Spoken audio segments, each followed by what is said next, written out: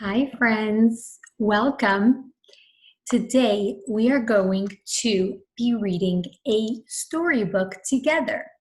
So, the story that we're going to be reading, as you can see on the other screen, is called The Scribe Who Lived in a Tree.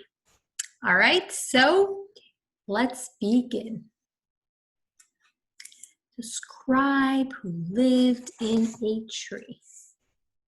There we go. One day, Mendel and his sister Rachel decided to visit their friend Shlomo the scribe. Friends, do you know what a scribe is?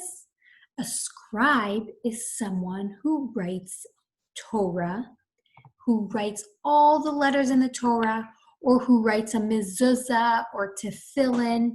They are called a scribe. Shlomo was very unusual indeed, for his house was inside a tree by the side of the river. Can you see his house? It's inside a tree. When Mendel and Rachel reached the house of Shlomo the scribe, there was a note on the door written, and it said, "Come in and please make yourselves at home." They found the door open, so they walked in.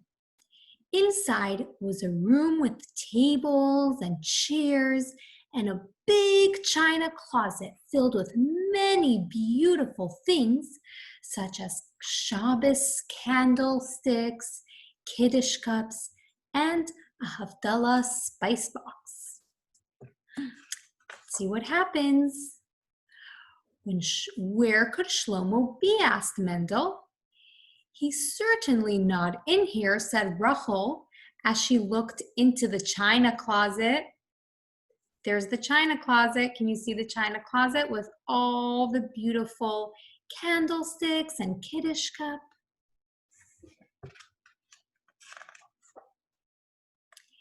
"Maybe he's upstairs," said Rachel. In the corner of the room, there were stairs leading up, so they climbed the stairs to the next floor of the house. "Here's the kitchen," said Mendel. "But where is Shlomo? Where is he?" "Well, he's certainly not in here," said Rachel, looking into the fridge. "There's only a leftover piece of fish and a pickle."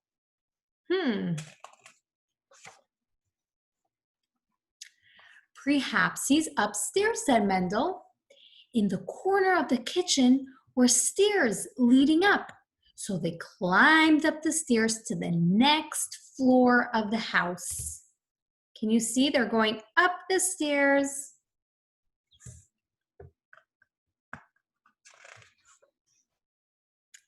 Mendel and Rachel came to the library. "Why, look at all of these holy Jewish books," said Mendel. "Here's a Siddur, a Chumash, and here's a Tehillim." There were so many books that they nearly reached the ceiling. They went all the way up. "But where is Shlomo?" asked Rachel. "He's not here," said Mendel, looking under the desk. Do you see here, my friends, all the books, and Mendel's looking under the desk to see, maybe Shlomo's over there. They can't find Shlomo. "He's certainly not in here," said Rachel.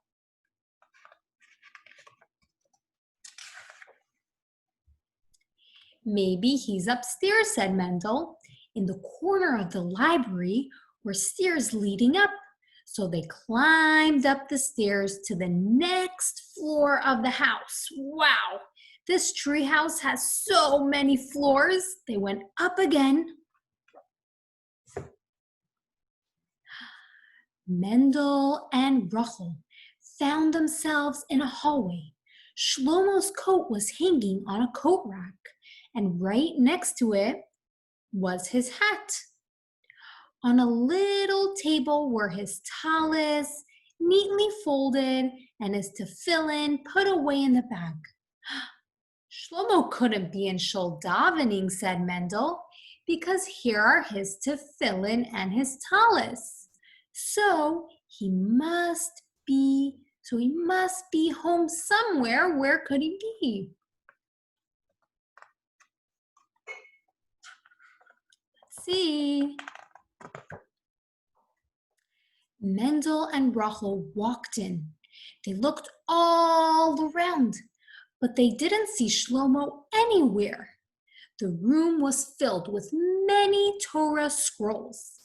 As Mendel and Rachel looked around at all of the different interesting things in the room, they suddenly heard Shlomo the scribe's voice call out, "Well, look who's here! Welcome, welcome!"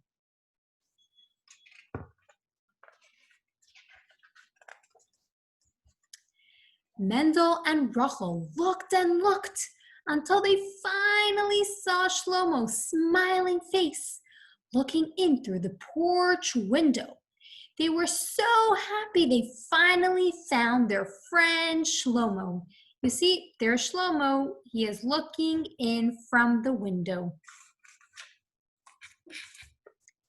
Shlomo the scribe came in from the porch and went to his large desk. A long parchment lay on the desk next to a jar full of feather pens.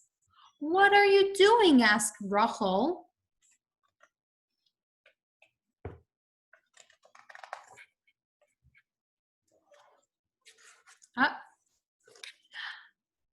On each Torah scroll, which is made of parchment, a scribe writes the whole Torah in Hebrew with a feather pen. It takes a long time to write a whole Torah scroll, which is called a Sefer Torah. Come look, I'm about to write the first letter of the Torah. Do you know what the first letter of the Torah is, that Shlomo? Friends, do you know what the first letter is? Well, we are about to find out. The first letter, Bays, said Mendel right away.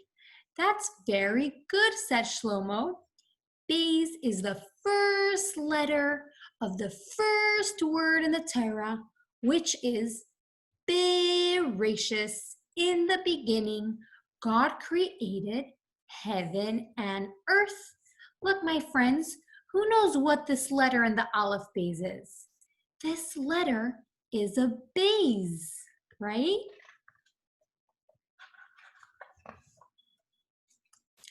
Why did Hashem create me too? Asked Rachel. I think I skipped a page. Oh, no, I didn't. Okay. Sorry. Let's do this page again. Did Hashem create me too? Asked Rachel. Why, of course, said Shlomo. God created everything. The trees, the animals, the fruits that you eat, the grass that you play on, and anything else that you can think of. What else does it say in the Torah? Rachel wanted to know, what does it say in the Torah? Well, next time you come, we'll learn more of what the Torah teaches us. Meanwhile, I have to go back to work because I have thousands of more words to write in this Torah scroll. Someday, you'll know all of them. It was time to go. So they all walked down the many stairs until they reached the front door. Thank you very much for telling us about your work, said Mendel.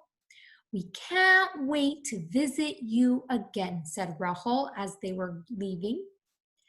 Mendel and Rachel kissed the mezuzah and said goodbye to their friend Shlomo the scribe.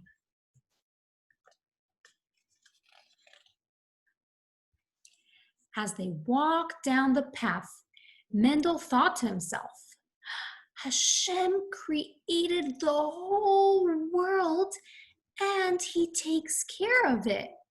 Hashem gave us the Torah, Mendel said to Rachel, which tells us that tells us in the Torah what he wants us to do. The Torah teaches us how to live and how we can make everything good. So how exciting is it that we want to learn the Torah so we can know what Hashem wants us to do in this world, right? Rachel smiled, and together they walked home happily, looking around at all the many things that Hashem created. And that, my friends, is the end of the story. I hope you enjoyed learning all about what a scribe is, right? What's a scribe? A scribe is someone who writes the Torah. He can also write a mezuzah or tefillin. And that the Torah teaches us all the different things Hashem asked of us to do in this world, and that Hashem created everything. Even these pretty flowers in the background, all these pretty flowers, Hashem created. Hashem created me, and Hashem created you, and therefore we say, thank you, Hashem, for all the beautiful things that you have created. So, my friends, I hope you enjoyed the story and looking forward to seeing you next time. Bye, friends. Thank you for joining.